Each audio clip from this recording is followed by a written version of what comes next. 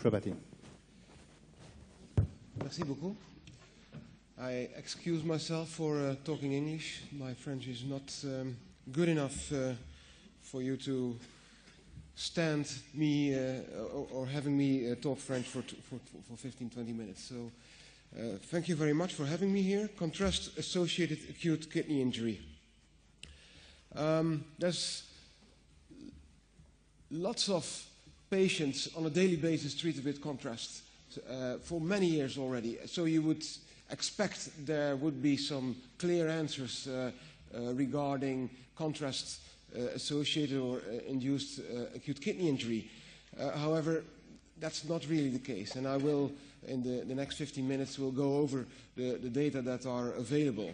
And the first thing is already the nomenclature that's used. So the official name is now contrast-induced acute kidney injury, but we're talking here about ICU patients that are not completely comparable to patients that are undergoing a coronary angiography on an elective basis. Our patients have underlying disease, like the coronary angiography patients, but they also have a reason for doing a CT scan with contrast. They have sepsis, they have hypotension, they are treated with aminoglycosides, etc., etc. All these are reasons for developing acute kidney injury. So it's very difficult to pick out if the patients will develop acute kidney injury because of contrast administration or because of these underlying conditions. So my take is not to speak about contrast-induced acute kidney injury, but about contrast-associated acute kidney injury in ICU patients. That's my personal vision on that.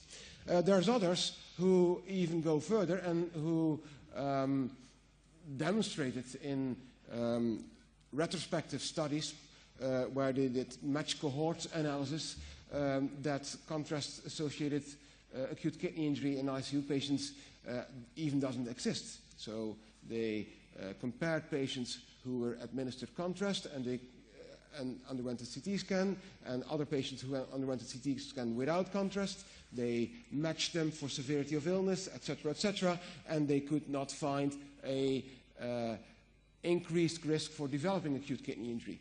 Of course, these are retrospective studies. Maybe there was a reason why contrast was not administered in these patients, and I think the last word has not been said about that still.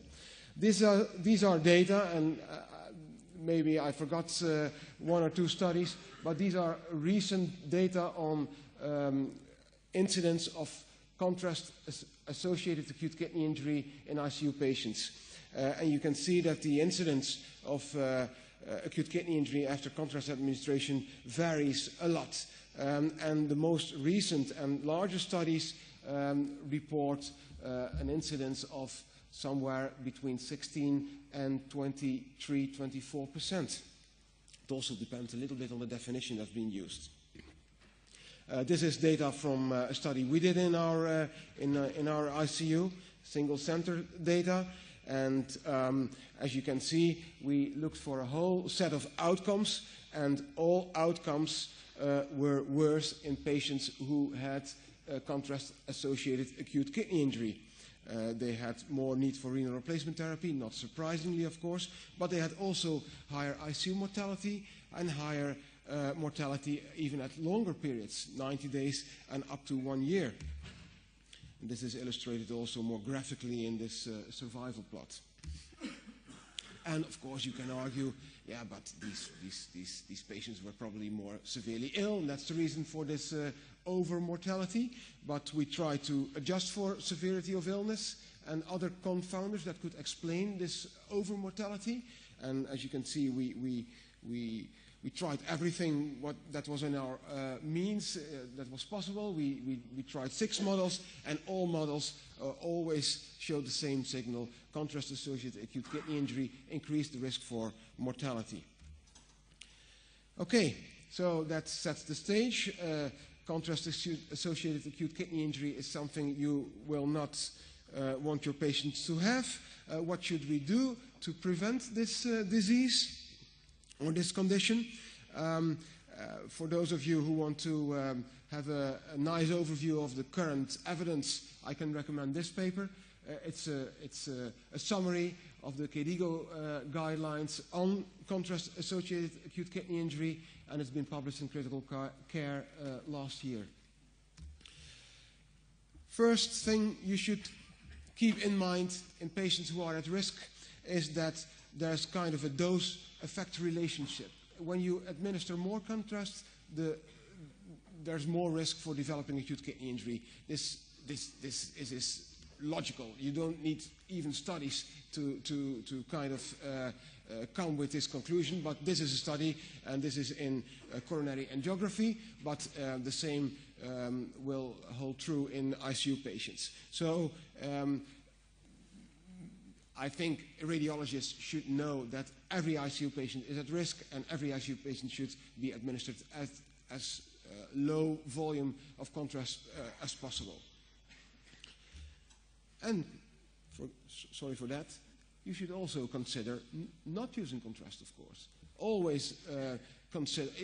The most easy way is if you have a patient with a fever and suspected intra-abdominal sepsis, okay, do a CT scan with contrast, but always think about, do we really need it? Is my suspicion that high that I want to have this IV bolus of contrast? Consider it on beforehand. There was an evolution in contrast media from high osmolar, and high osmolar means 1500 milliosmoles. Remember, our osmolarity is 280. 1500 was high osmolar, and nowadays we are using low osmolar.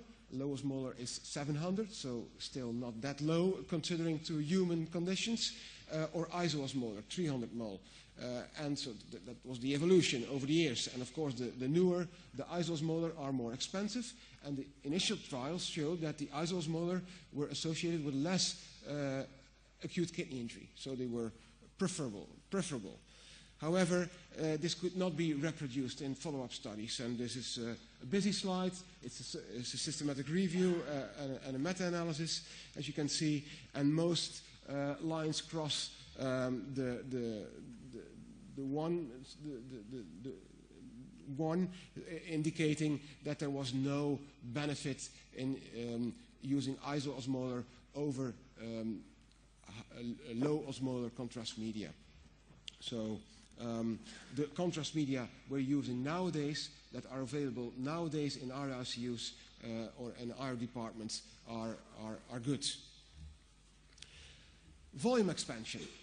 Everybody agrees patients should be volume expanded before they are administered contrast. Surprisingly enough, there's no data that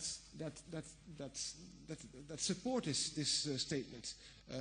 There's no prospective randomized controlled trial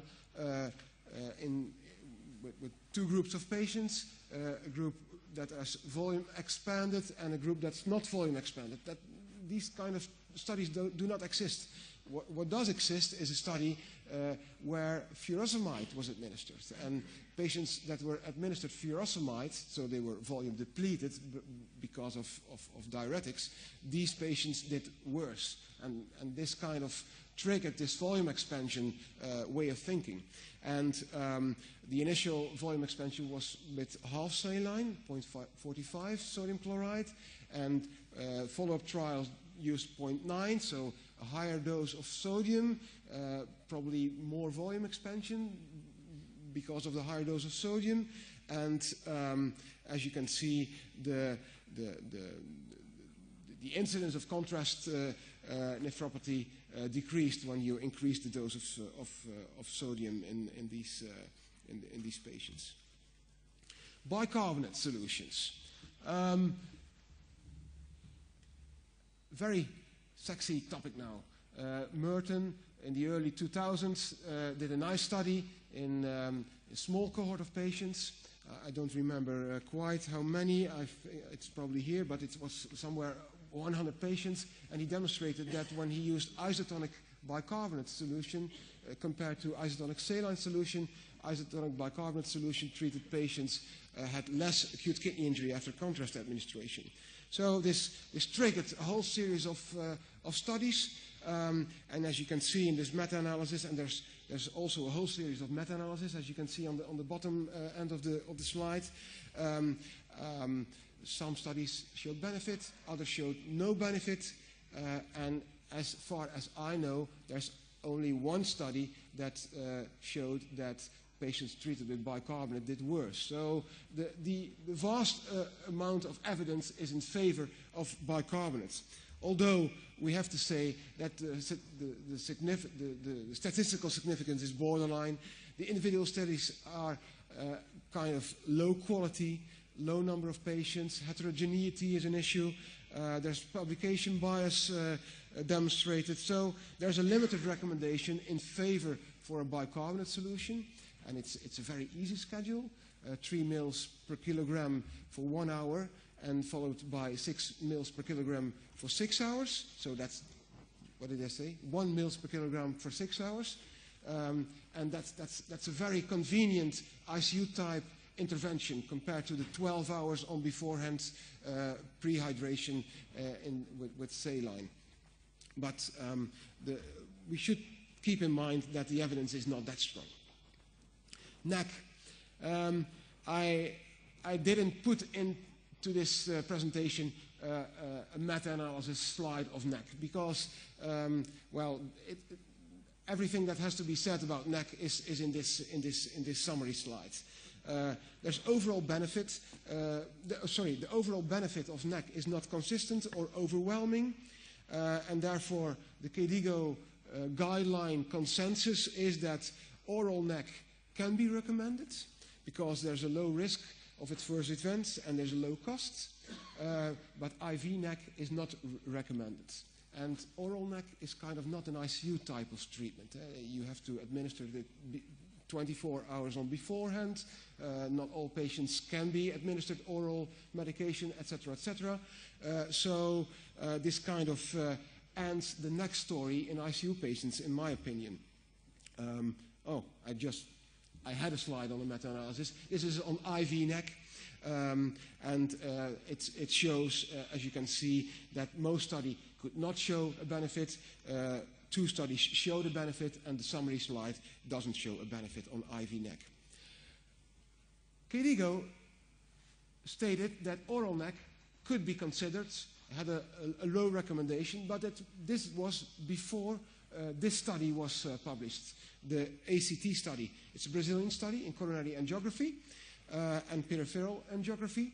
And as you can see, they administered high dose of oral NAC 12 hours on beforehand and after administration of contrast.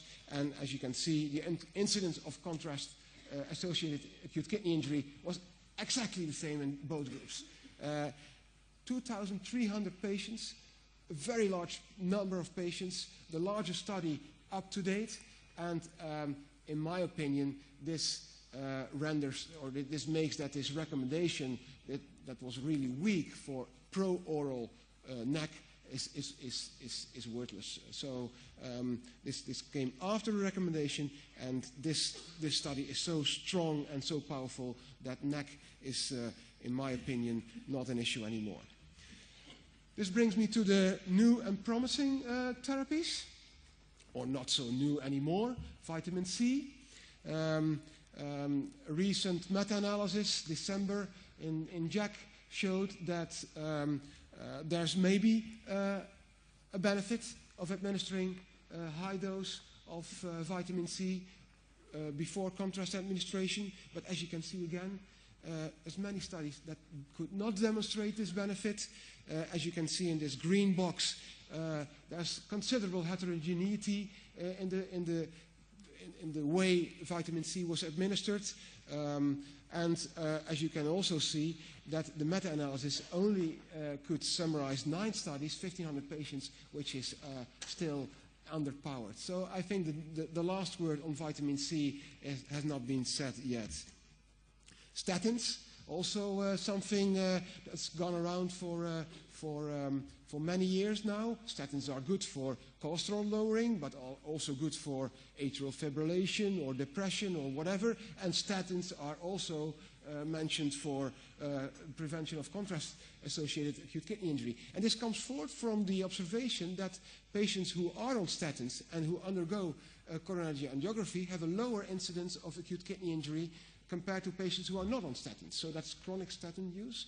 Of course, there's a reason why they are administered statins. So this asks for interventions. Thus, in statin-naive patients, administering statins on beforehand, does it result in a lower risk for acute kidney injury? Well, the answer is not that clear. As you can see in this meta-analysis, but again, in the lower hand of the slide, you can see there's many meta-analyses now. Some studies showed benefit and others could not demonstrate benefit. The summary statistic is in favor of using high-dose statin therapy in order to prevent acute kidney injury after contrast. And the idea is that it's anti-inflammatory, endothelial action, etc., etc. Two studies that have been published this month in JACC illustrate that that the recommendation for using statins is not so straightforward. The study on the left-hand side, you can see positive effect. High dose of rosuvastatin decreased the need for, decreased the incidence of acute kidney injury markedly, 15 versus 7%. But the effect was only visible in patients with chronic kidney disease, eGFR below 60. These patients had benefit. The patients who had normal kidney function on beforehand had no benefit of this intervention. The other study, almost 3,000 patients in China, diabetics, so at risk for acute kidney injury. Again, positive effect of this intervention with statins, lower incidence of contrast-associated acute kidney injury. Taken a look at the incidence, by the way, 4% versus 2% compared to the other one, 15%. Okay, that's another story. But here the signal was completely the opposite. It was the patients who had normal kidney function on beforehand, or moderate decreased kidney function, I should say, who benefited. And the patients with more severe chronic kidney disease, CKD3 or higher, they had no benefit. So it illustrates that the story hasn't ended yet, and it's complicated. Theophylline, it's in the young and promising section of my talk, but theophylline has been around for prevention of contrast already many years. And despite being around for many years, the evidence is still not really in favor of using it. Animal experiments show that theophylline increases renal perfusion because it's an adenosine blocker and decreases acute kidney injury after contrast administration, but the clinical studies are not that straightforward, as you can see from this meta-analysis. And if it works, it worked predominantly in patients without chronic kidney disease on beforehand. Renal replacement therapy. There's lots of discussion on that. There was the Morenzi studies who showed that patients who were put on a filter on CVVH before they were administered contrast and after they were administered contrast, they did better compared to patients who were not treated with CVVH. However, the CVVH patients were also treated in ICU, so they had the benefit of us standing at the bedside compared to the cardiologist at the normal ward. Maybe that's also an explanation that these patients did better. And when you summarize the available evidence on renal replacement therapy for prevention of contrast nephropathy, the evidence is not in favor of this intervention of renal replacement therapy. And it makes sense because when you administer contrast, it takes at least, I think, an hour in an ideal world before you can administer renal replacement therapy after the contrast administration. And so this patient had already 1 hour of exposition. The kidneys of these patients had already 1 hour of exposition. The harm had been done already before you can take away the contrast with your renal replacement therapy devices. Now we come to the real promising therapies, the real challenging part of my talk. The renal guard, remedial, small trial, but very interesting. What's this device? It looks a bit like a CVVH machine. The idea is that increasing urinary flow will remove contrast more rapidly, and you dilute also the contrast. So the contrast cannot harm your tubules. And what do? They do a volume bolus and a furosemide bolus, and the machine gives back the amount of urine the patient is producing per time period. So the patient is not volume depleted because of this furosemide bolus. And as you can see in this pilot trial, well, relatively large pilot trial, 2 times 150 patients, this intervention did indeed prevent the incidence of contrast nephropathy. Another young and promising therapy, remote ischemic preconditioning. It's been around, this technique, for other interventions, for instance, for cardiac surgery. The idea is that you induce ischemia by inflating a blood pressure cuff, and you do it in 5 sessions of 5 minutes, high pressure, as you can see.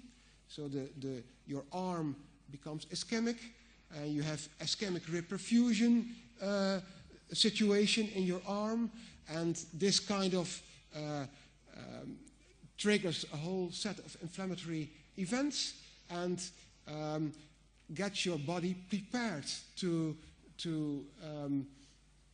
tackle the adverse effects of